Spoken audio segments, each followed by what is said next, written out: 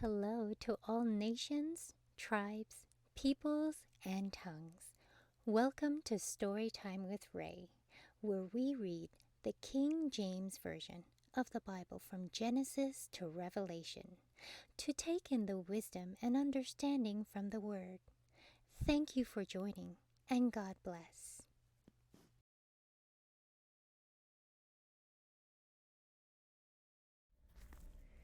2 Samuel chapter 19. And it was told Joab, Behold, the king weepeth and mourneth for Absalom. And the victory that day was turned into mourning unto all the people.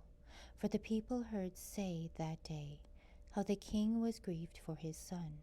And the people got them by stealth that day into the city, as people being ashamed steal away when they flee in battle. But the king covered his face, and the king cried with a loud voice, O my son Absalom, O my son Absalom, my son.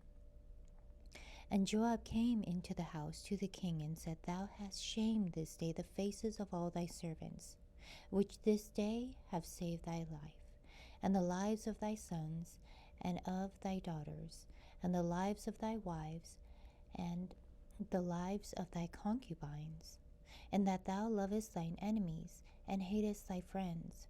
For thou hast declared this day that thou regardest neither princes nor servants. For this day I perceive that if Absalom had lived, and all we had died this day, then it had pleased thee well. Now therefore arise, go forth and speak comfortably unto thy servants. For I swear by the Lord, if thou go not forth, there will not tarry one with thee this night. And that will be worse unto thee than all the evil that befell thee from thy youth until now. Then the king rose and sat in the gate, and they told unto all the people, saying, Behold, the king doth sit in the gate. And all the people came before the king, for Israel had fled every man to his tent.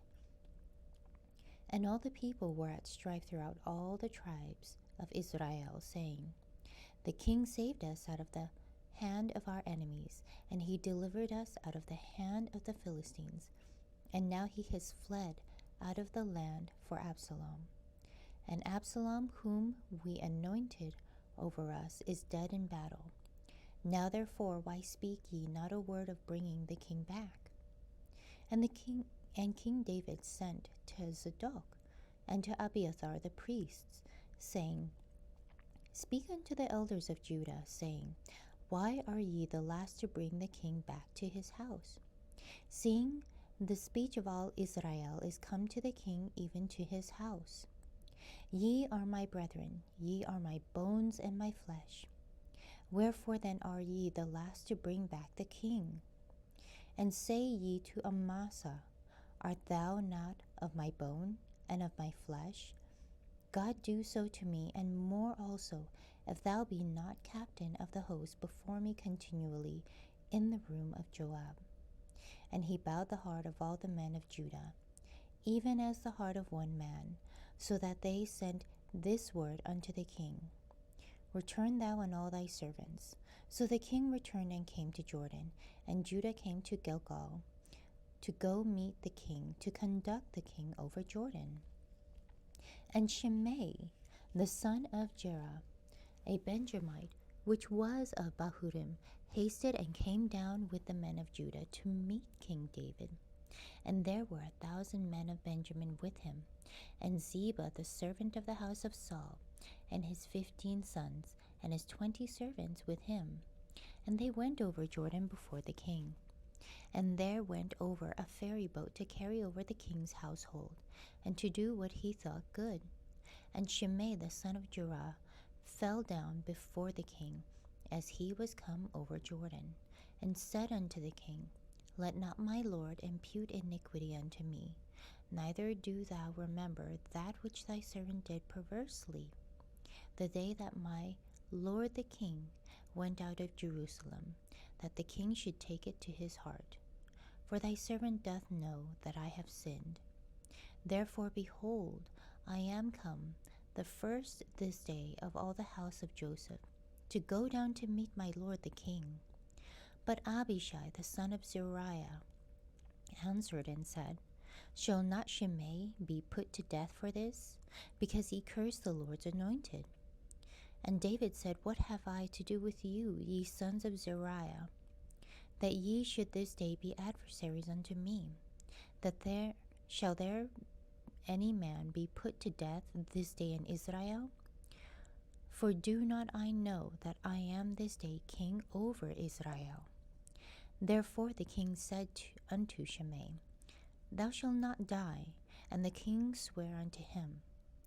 And Mephibosheth, the son of Saul, came down to meet the king, and had neither dressed his feet, nor trimmed his beard, nor washed his clothes from the day the king departed until the day he came again in peace. And it came to pass, when he was come to Jerusalem to meet the king, that the king said unto him, Wherefore wentest thou with me, Mephibosheth? And he answered, My lord, O king, my servant deceived me, for thy servant said, I will saddle me an ass, that I may ride thereon, and go to the king, because thy servant is lame. And he hath slandered thy servant unto my lord the king. But my lord the king is an angel of God. Do therefore what is good in thine eyes. For all of my father's house were but dead men before my lord the king. Yet didst thou set thy servant among them that did eat at thine own table. What right therefore have I yet to cry any more unto the king? And the king said unto him, Why speakest thou any more of thy matters? I have said, Thou and Ziba divide the land. And Mephibosheth said unto the king, Yes, let him take all, for as much as my lord the king is come again in peace unto his own house. And Barzillai the Gileadite came down from Rogelim, and went over Jordan with the king to conduct him over Jordan.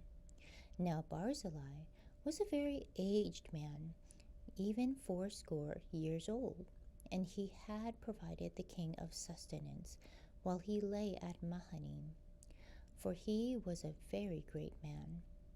And the king said unto Barzillai, Come thou over with me, and I will feed thee with me in Jerusalem. And Barzillai said unto the king, How long have I to live, that I should go up with the king unto Jerusalem? I am this day 80 years old, and can I discern between good and evil? Can thy servant taste what I eat or what I drink? Can I hear any more the voice of singing men and singing women? Wherefore then should thy servant be yet a burden unto my lord the king? Thy servant will go a little way over Jordan with the king, and why should the king recompense me with such a reward? Let thy servant, I pray thee, turn back again, that I may die in mine own city, and be buried by the grave of my father and of my mother. But behold, thy servant Chimham, let him go over with my lord the king, and do to him what shall seem good unto thee. And the king answered, Chimham shall go over with me, and I will do to him that which shall seem good unto thee. And whatsoever thou shalt require of me, that I will do for thee. And all the people went over Jordan, and when the king was come over, the king kissed Barzillai, and blessed him, and he returned unto his own place. Then the king went on to Gilgal, and Chimham went on with him. And all the people of Judah conducted the king, and also half the people of Israel. And behold, all the men of Israel came to the king, and said unto the king, Why have our brethren, the men of Judah, stolen thee away, and have brought the king and his household, and all David's men with him, over Jordan? And all the men of Judah answered the men of Israel, Because the king is near of kin to us. Wherefore then be ye angry for this matter? Have we eaten at all of the king's cost, or hath he given us any gift? And the men of Israel answered the men of Judah, and said, We have 10 parts in the king, and we have also more right in David than ye. Why then did ye despise us, that our advice should not be first had in bringing back our king? And the words of the men of Judah were fiercer than the words of men of Israel. Thank you so much for joining and listening to this beautiful chapter. I highly recommend it as a personal read. Please join me on the next chapter as we dive in deeper into the Word. If you do love the Word as much as I do, express so by liking, sharing the Word with your loved ones, and even subscribing. And may the Lord bless you each and every day.